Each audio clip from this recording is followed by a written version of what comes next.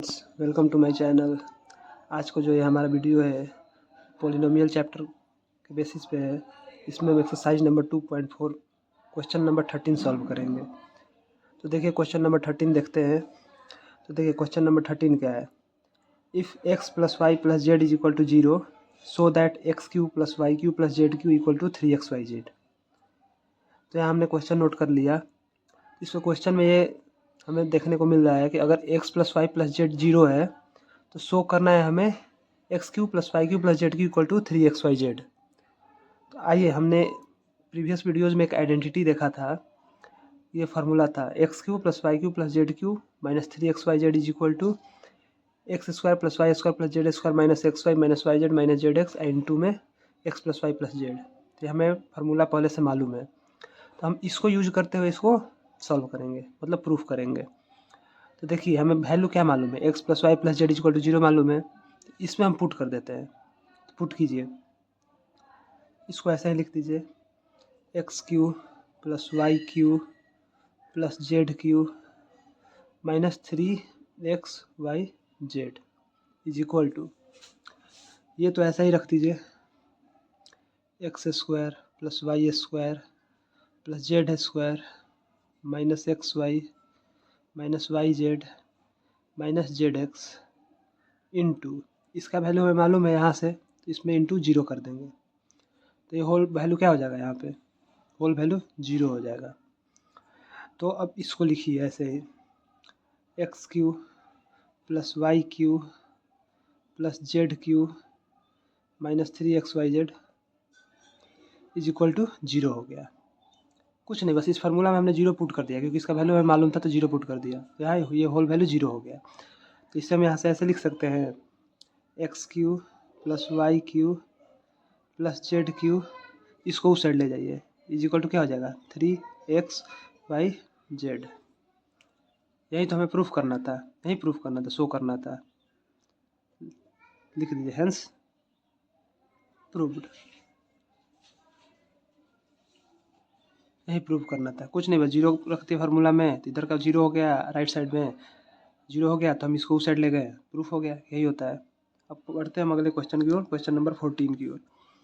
Question number 14 देखिए क्या दिया है। Without actual calculating the cubes find the value of each of the following.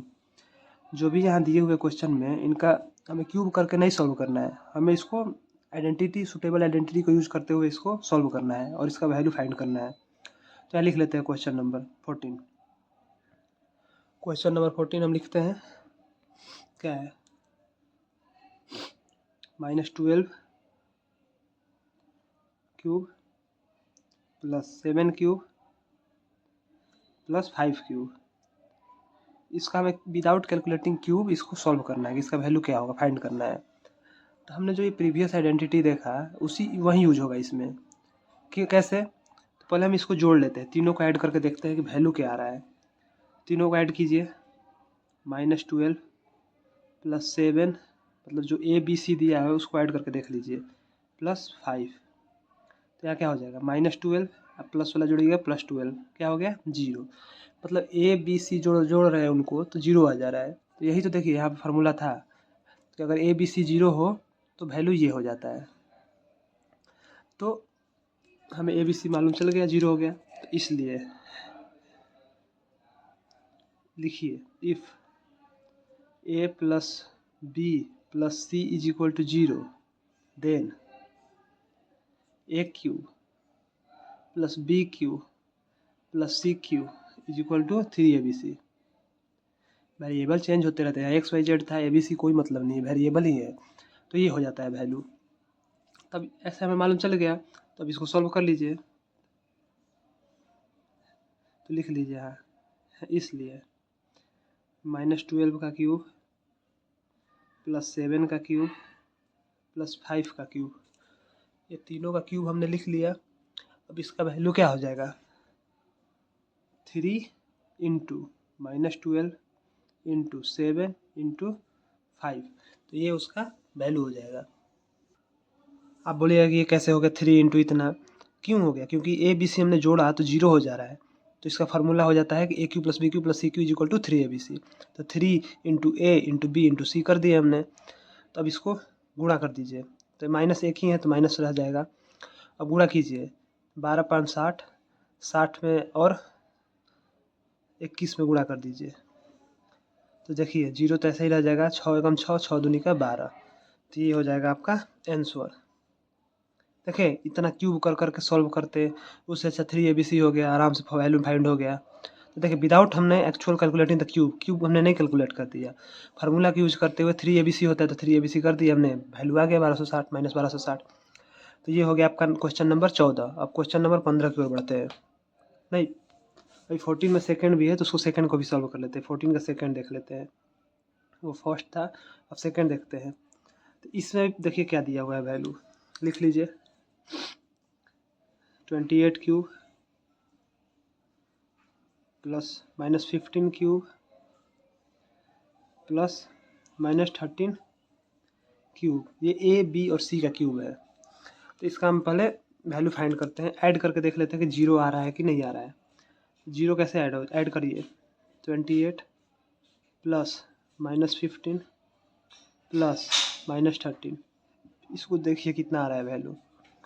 तो वैल्यू यहाँ आ जाएगा 28 प्लस माइनस -15 -13, 28 हो गया, माइनस माइनस माइनस ही रहेगा, जोड़ देंगे 28 हो जाएगा।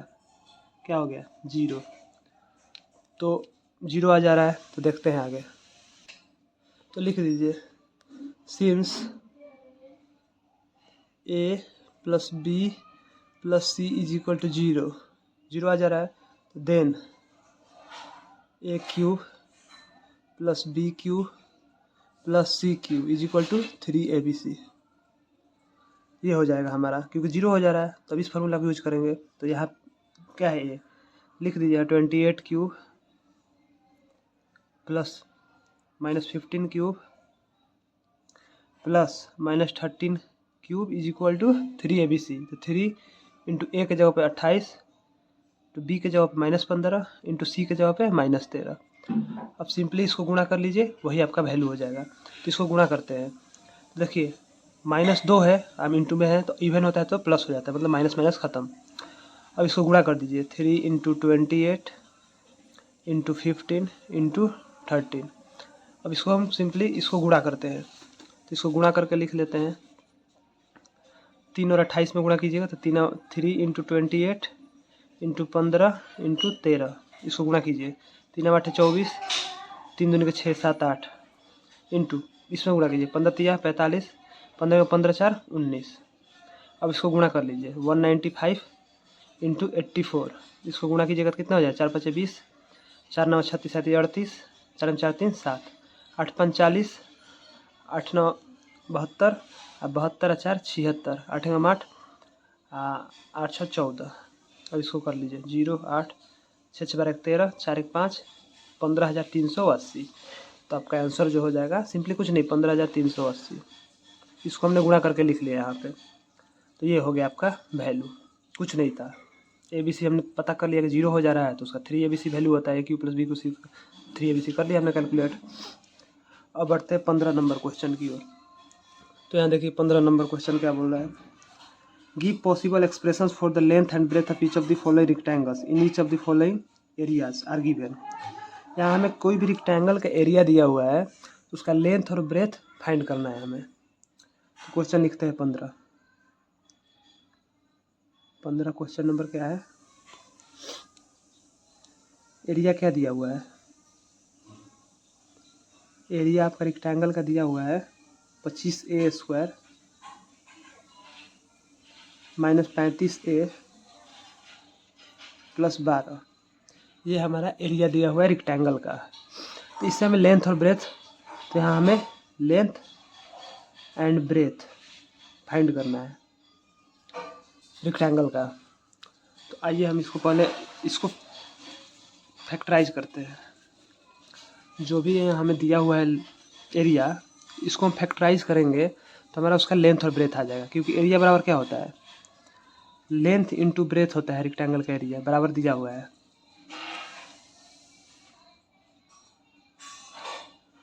इसको हम फैक्टराइज कर लेंगे तो उसका लेंथ और ब्रेथ फाइंड हो जाएगा, क्योंकि इसको फैक्टराइज करेंगे तो हमें 2 टर्म मिलेगा, वो दोनों टर्म ही लेंथ और ब्रेथ होगा। तो इसको हम फैक्टराइज करते हैं। तो आपको मैंने फैक्टराइज सिखाया था। फैक्टराइज कैसे करते हैं, पहले इसको उसको गुणा कर लीजिए। 25 और 12 को गुणा कीजिए। 25 और 12 को गुणा कीजिए तो कितना हो जाएगा, 12 5 60, 12 दूनी 24 6 30, 300। ये हो गया। इसको हमें ऐसे एलसीएम निकालिए, इसका एलसीएम निकालिए। एलसीएम इसका निकालते हैं यहाँ 300। 2 से डिवाइड कीजिए 150, फिर 2 से तो 125 और 3 यहाँ 5 से ले जाइए। 5 दूनी के 10, 3 7 21। एलसीएम हमने निकाल दिया यहाँ पे। तो हमें ऐसे इसको दो वैल्यू फाइंड करना है कि जिसको हम गुणा करें तो 300 आ जाए। मतलब ए और बी को गुणा करें तो 300 आ जाए और ए और बी को जोड़े तो -35 आ जाए। हमने आपको सिखाया था फैक्टराइज करना, तो ऐसे फैक्टराइज करते हैं। तो देखिए हम पहले ये 2 ऊपर वाले को लेते हैं और बाकी एक साथ लेते हैं। 2 दूनी के 4 और 25 15 7 145। तो नहीं हो रहा है, जोड़ने पर -35 नहीं आएगा। फिर 3 को लेते हैं। 3 लीजिए। 5 दूनी 10, 10 दूनी के 20, 20 और 7 दूनी के 17 के 21। जोड़ने घटाने पर नहीं आ रहा है 35। अब लीजिए क्या, तो 10 5 तो आपको लेना पड़ेगा क्या, तो 5 दूनी के 10। तो देखिए हम यहाँ पे 2 दूनी के 4 और 5 20, इन तीनों को साथ ले लेते हैं और ये 5 3 15 को एक साथ ले लेते हैं। 2 दूनी 4 5 20 को एक साथ ले लीजिए और 5 और 3 को एक साथ लीजिए, मतलब 15। जोड़िएगा तो 35 आ जाएगा। हमें 35 ही लाना है और गुणा करने पे 300 लाना है। तो देखिए 15 दूनी के 30, 300 आ जा रहा है। इन दोनों में माइनस लगा दीजिए क्योंकि हमें -35 चाहिए। तो दोनों माइनस लगा दिए और गुणा करने में +300 चाहिए। तो गुणा करिएगा तो +300 हो जाएगा। तब देखिए इसका वैल्यू हमें फाइंड चल गया। तो अब इसको हम फैक्टराइज हो गया। अब इसको फैक्टराइज करते हैं। यहाँ पे देखिए, यहाँ फैक्टराइज कीजिए। 25a² -35a +12 और इसको फैक्टराइज कीजिए। हमें पता चल गया था कि हमें -20 और -15 लेना है। तो यहाँ पे 25a² -20 लीजिए, 20 है और -15 है +12। फैक्टराइज कर दीजिए इसको। तो इसमें देखिए 5 से जाएगा दोनों, 5 है कॉमन ले लीजिए। बचेगा क्या, 50 25 है -4। यहाँ माइनस कितना लीजिएगा, 3 कॉमन लीजिए। 5 है -4। क्या आ गया फैक्टराइज करने पे, 5 है -4 कॉमन हो गया, दोनों में है। और एक क्या टर्म हो गया, 5 है -3। ये हमारा आ गया फैक्टराइज करके। यही हमारा लेंथ और ब्रेथ है, लेकिन पता करना है कौन सा लेंथ है और कौन सा ब्रेथ है। तो देखिए लेंथ कौन सा होगा, लेंथ रेक्टेंगल में हमारा बड़ा वाला होता है। तो रेक्टेंगल में बड़ा वाला होता है। तो देखिए इसमें कौन सा बड़ा वाला आपको लग रहा है, 5 है तो दोनों में सेम है।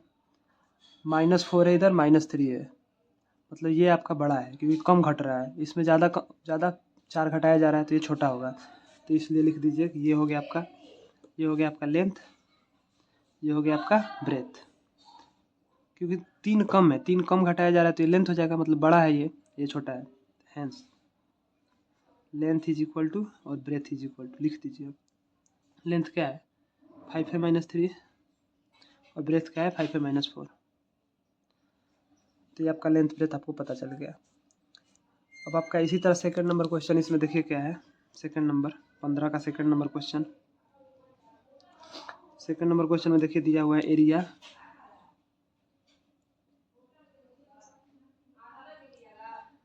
35y² + 13y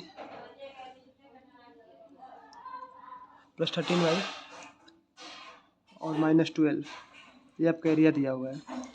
और लेंथ एंड ब्रेथ को फाइंड करना है हमें। लेंथ और ब्रेथ को फाइंड करना है तो आगे बढ़ते हैं। तो यहाँ हमें लेंथ ब्रेथ मालूम है इतना है। इसको हम फैक्टराइज करेंगे तो लेंथ ब्रेथ हमें फाइंड कर लेंगे। इसको फैक्टराइज करने का आपको तरीका मालूम है।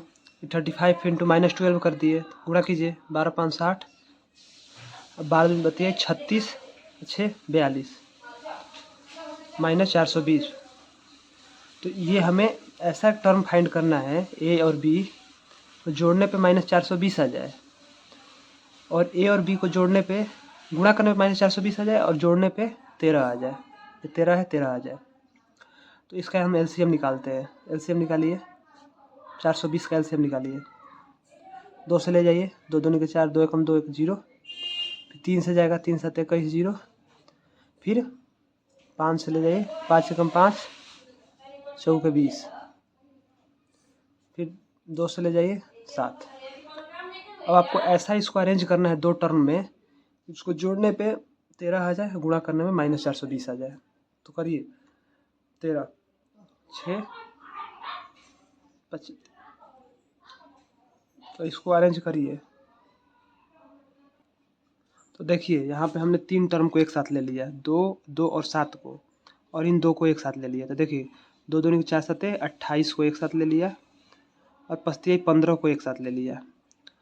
28 में से 15 जाएगा, 13 आ जाएगा, और 28 और 15 को गुणा कीजिएगा तो 420 आ जाएगा। प्लस में हमें चाहिए 13, तो मतलब इसको बड़ा रखेंगे, इसको छोटा, -15 रखेंगे। तब इसको रखिए, एक 28 हो जाएगा, एक -15 हो जाएगा। तो इसको सॉल्व कीजिए। यहाँ क्या हो जाएगा, 35y², फिर प्लस 28y माइनस 15y -12। अब इसको फैक्टराइज कर दीजिए। देखिए दोनों में 7y कॉमन होगा, 5y बचेगा +4। इसमें क्या कॉमन लीजिएगा, -3 कॉमन लीजिए, 5y +4। अब यहाँ लिख लीजिए, 5y +4 1 हो गया, और 7y -3 1 हो गया। तो देखिए अब इसमें पता करना है कि लेंथ कौन सा है और ब्रेथ कौन सा है। तो कोई भी पहले 1 से लेकर पुट कीजिए। 1 लीजिएगा तो क्या होगा, 5 एकम 5 4 9, और 7 एकम 7 में 3 गया 4, 2 लीजिए, 5 दूनी का 10, 4 14, और 7 दूनी का 14 में से 3 गया। मतलब इसमें कुछ भी टर्म ले रहे हैं ना, तो ये वाला बड़ा आ रहा है, ये छोटा आ रहा है। तो यहाँ लिख दीजिए, hence length is equal to और ब्रेथ इज इक्वल टू। इसमें लेंथ ये हो जाएगा और ब्रेथ ये हो जाएगा, क्योंकि रेक्टेंगल में ब्रेथ छोटा होता है। तो लेंथ लिख दीजिए 5y + 4, और लेंथ हो गया, ब्रेथ हो गया 7y - 3। लेंथ ब्रेथ आपको पता चल गया। तो ये था आपका 15 नंबर क्वेश्चन। अब बढ़ते हैं 16 नंबर क्वेश्चन की ओर। तो देखिए यहाँ सेकंड नंबर क्वेश्चन में दिया है, what are the possible expression for the dimension of the cuboid which volumes are given below. मतलब यहाँ पे वॉल्यूम दिया हुआ है, उसके डायमेंशंस का एक्सप्रेशन फाइंड करने के लिए बोल रहा है। तो देखिए यहाँ पे वॉल्यूम ऑफ द क्यूबॉइड हमने लिख लिया, ये दिया हुआ है। तो हम इसको फैक्टराइज करते हैं। फैक्टराइज करेंगे तो उसका तीनों साइड्स का डायमेंशन हमें पता चल जाएगा, एक्सप्रेशन। तो इसको देखिए, इसको फैक्टराइज कीजिए, 3x² - 12। अब इसको क्या कीजिए कि इसमें क्या कॉमन क्या है, क्या देखिए यहाँ 12x है, x छूट गया है, x है, यहाँ 12x। अब इसका कॉमन क्या है, 3x कॉमन है, 3x बचेगा क्या, x - 4। तो यहाँ पे x - 4 आ गया आपका। तो यहाँ हमने उसको फैक्टराइज कर लिया। तो लिख दीजिए, हेंस एक्सप्रेस साइड्स आर, देखिए एक हो जाएगा आपका 3, एक हो जाएगा x, एक हो जाएगा x - 4। यही उसका एक्सप्रेशन हो जाएगा तीनों साइड का। तो ये हो गया आपका आंसर, 3 साइड का एक्सप्रेशन ये हो गया। वैसे ही दूसरा नंबर पे आइए, क्वेश्चन नंबर सेकंड। यहाँ लिख लीजिए इसको, क्वेश्चन नंबर सेकंड। सेकंड क्या दिया हुआ है, वॉल्यूम इक्वल टू, वॉल्यूम आपका दिया हुआ है, इसको लिख लीजिए 12ky² + 8ky - 20k। यहाँ पे ये दिया हुआ है। अब इससे हमें तीनों साइड का एक्सप्रेशन फाइंड करना है। तो इसको जनरली ये क्वाड्रेटिक इक्वेशन दिया हुआ है, इसको हम फैक्टराइज करते हैं। फैक्टराइज करके उसका तीनों साइड का एक्सप्रेशन फाइंड करते हैं। तो देखिए यहाँ पे हमने ये लिख लिया, इसको फैक्टराइज करते हैं। सब में k कॉमन है तो k कॉमन ले लिए, और 4 से सारे डिविजिबल है तो 4 कॉमन ले लिए। 4k कॉमन लेने के बाद ये देखिए यहाँ एक्सप्रेशन बच गया। अब इसको फैक्टराइज कर देते हैं। 4k देखिए 5 15, 15 है तो हमें 5 में से 3 गया, 2 आ भी जा रहा है, तो लिख दीजिए 3y² + 5y -3y-5। आपको फैक्टराइज करना, आप प्रैक्टिस किया होगा, आपको इजी हो गया होगा। आप फैक्टराइज इसको कर लीजिए। 4 के यहाँ क्या बचा, 3y² में इसमें कॉमन क्या है, y है, बचा क्या है 3y + 5। यहाँ -1 कॉमन ले लीजिए, 3y + 5। अब इसको देखिए क्या हो जाएगा, 4 के एक क्या हो जाएगा 3y + 5 एगो y - 1, 3 टर्म आ गया। अब यहाँ तीनों टर्म लिख दीजिए यहाँ पे। तो यहाँ वॉल्यूम को इसको फैक्टराइज किया तो कितना आ गया, 4 के 3y + 5 और y - 1, ये 3 टर्म आ गया। तो यहीं आपका हो गया साइड्स, लिख दीजिए हेंस साइड्स लिख दीजिए। एक हो गया 4 के, एक हो गया 3y + 5, एक हो गया y - 1। ये आपका हो गया तीनों साइड्स का एक्सप्रेशन। तो ये था बच्चों आज का हमारा ये वीडियो, जिसमें हमने क्वेश्चन नंबर 14, 15, 16 देखा। मिलते हैं आपको नेक्स्ट वीडियो में। प्लीज़ मेरे चैनल को लाइक और सब्सक्राइब कर दें, और कुछ भी डाउट हो तो प्लीज़ कमेंट सेक्शन में पूछ लें, मैं उसका जवाब देने की कोशिश करूँगा। Thanks for watching my video.